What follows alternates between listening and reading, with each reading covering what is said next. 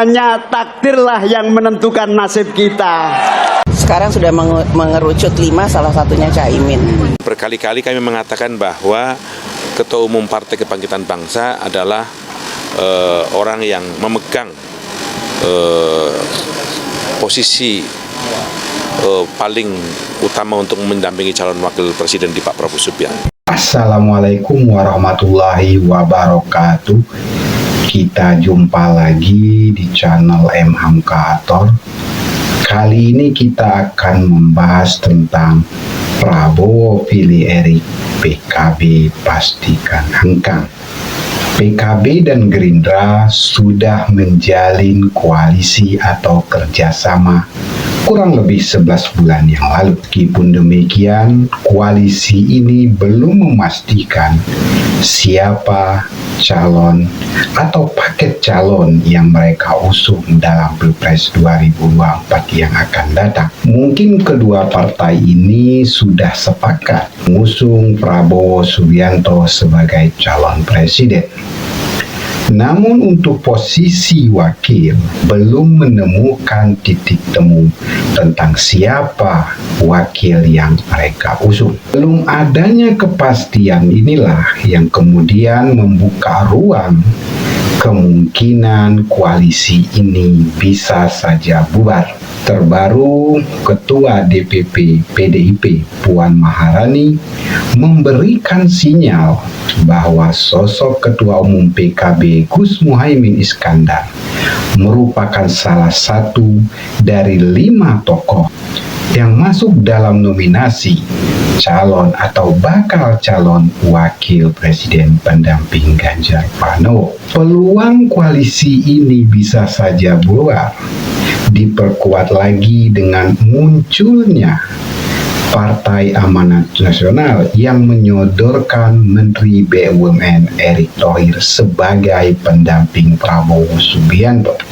Bahkan bisa saja posisi Erick Thohir sebagai wakil Prabowo ini sebagai daya tawar bagi PAN bila mereka ingin mengusung atau mendukung Prabowo Subianto. Hal inilah yang kemudian memicu keluarnya statement keras dari elit PKB yang menyatakan bila Gerindra dan Prabowo Subianto memilih Erick Thohir sebagai pendamping Prabowo, maka PKB memastikan akan bubar atau menarik dukungannya kepada Prabowo Subianto.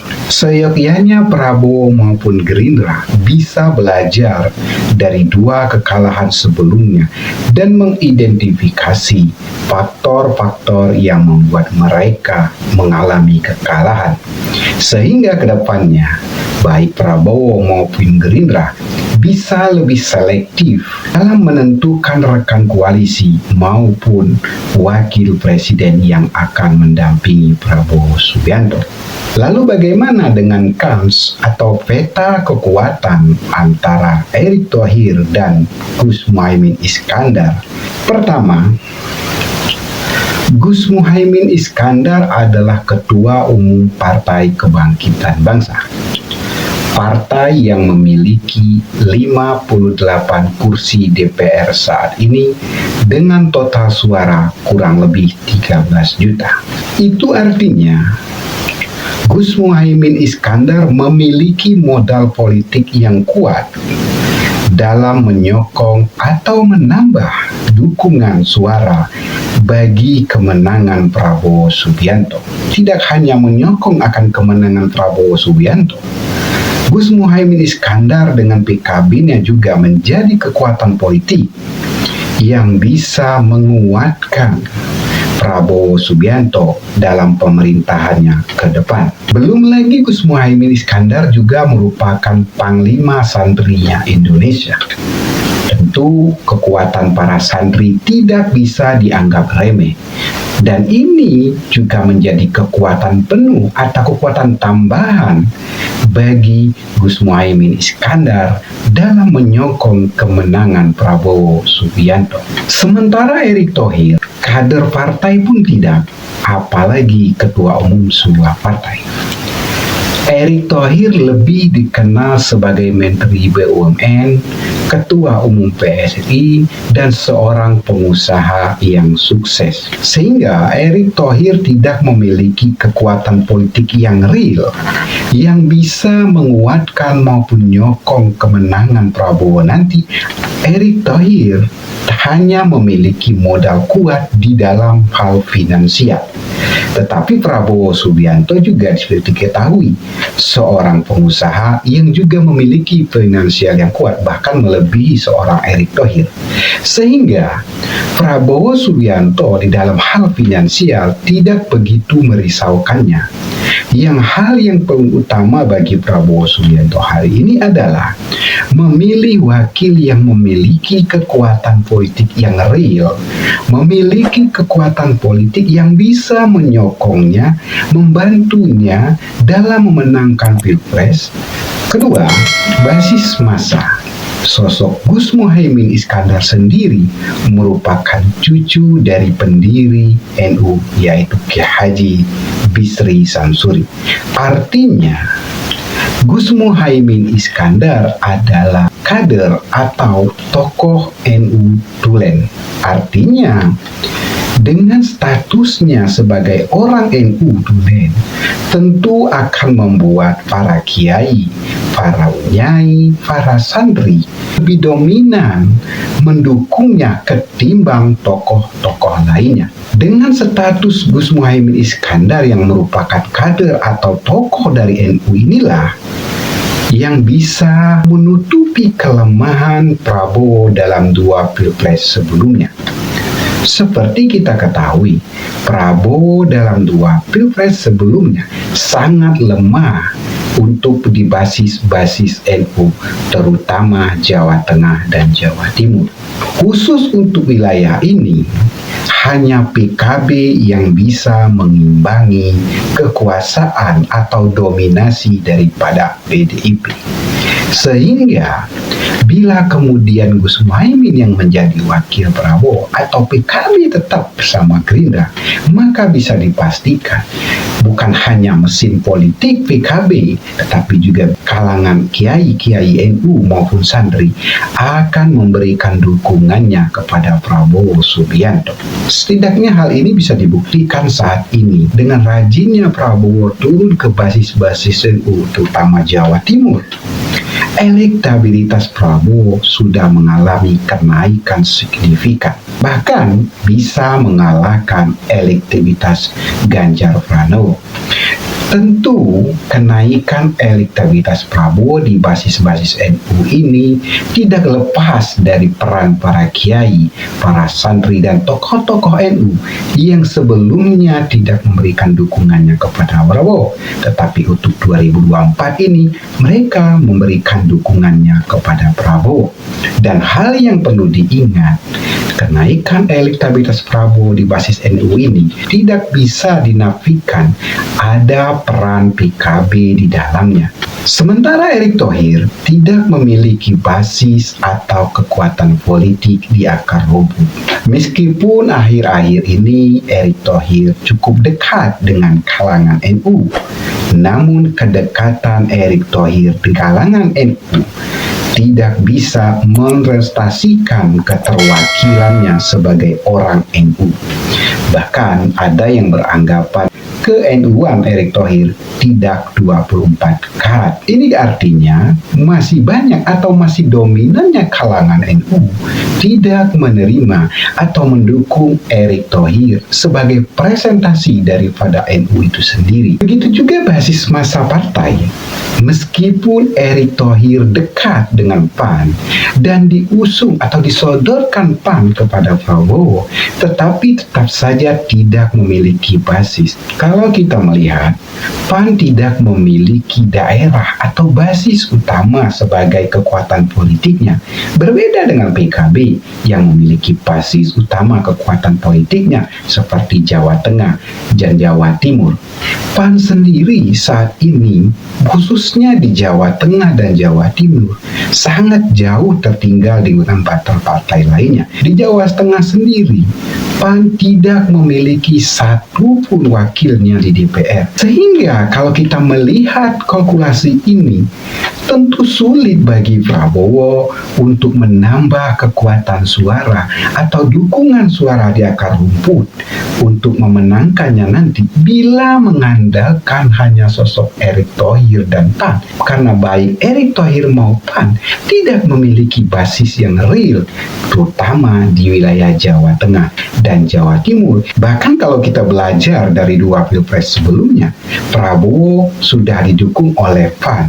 Bahkan 2014, Prabowo menggandeng Ketua Umum PAN Hatta Rajasa sebagai wakilnya. Faktanya, Prabowo tetap mengalami kekalahan telak, terutama di Jawa Tengah dan Jawa Timur.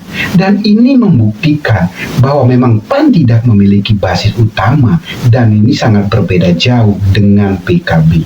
Ketiga, keterwakilan. Sosok Prabowo dikenal sebagai sosok yang memiliki jiwa nasionalis yang tinggi. Maka sosok nasionalis ini idealnya memiliki kombinasi dengan sosok yang religius nasionalis. PKB sendiri merupakan partai yang memiliki ideologi religius nasionalis dengan visi dan misi kebangsaan yang jelas, sehingga koalisi Gerindra PKB maupun Prabowo Gus Muhaimin cukup ideal dalam kombinasi ideologi ini, cukup ideal dalam keterwakilan nasionalis dan religius. Keempat, elektabilitas.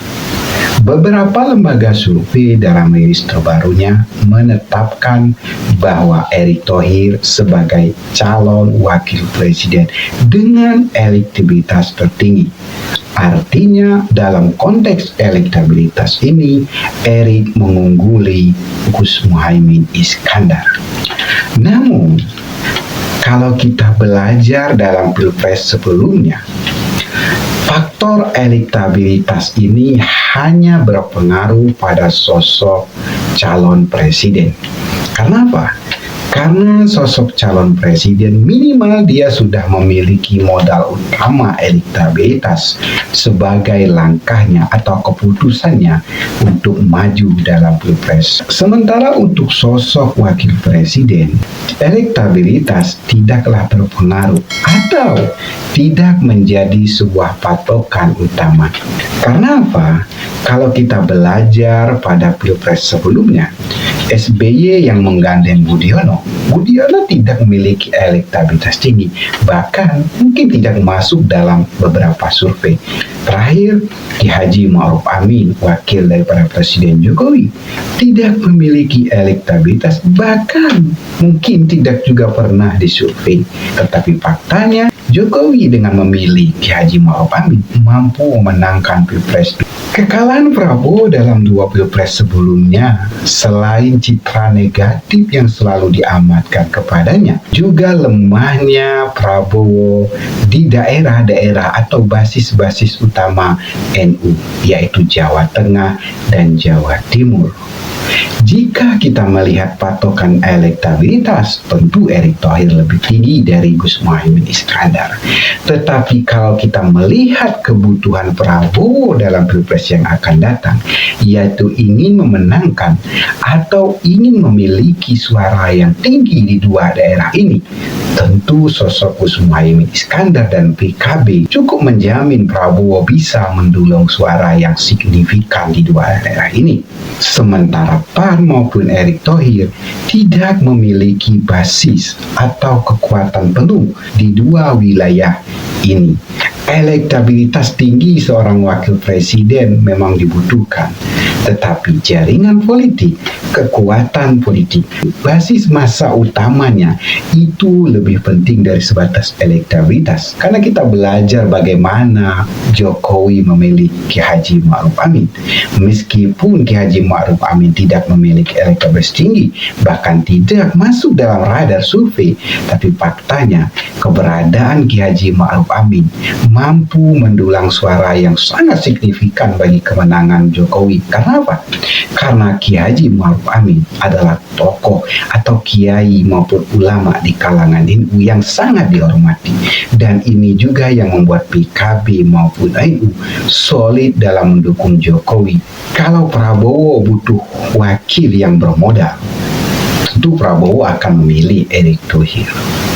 Namun bila Prabowo membutuhkan dukungan kuat atau menutupi kekurangannya dalam 2 pilpres sebelumnya, tentu Prabowo akan lebih cenderung memilih PKB dan Gus Muhaimin Iskandar. Untuk memenangkan sebuah hajatan pilpres memang membutuhkan modal. Namun modal yang utama adalah modal politik dan kekuatan politik di akar rumput.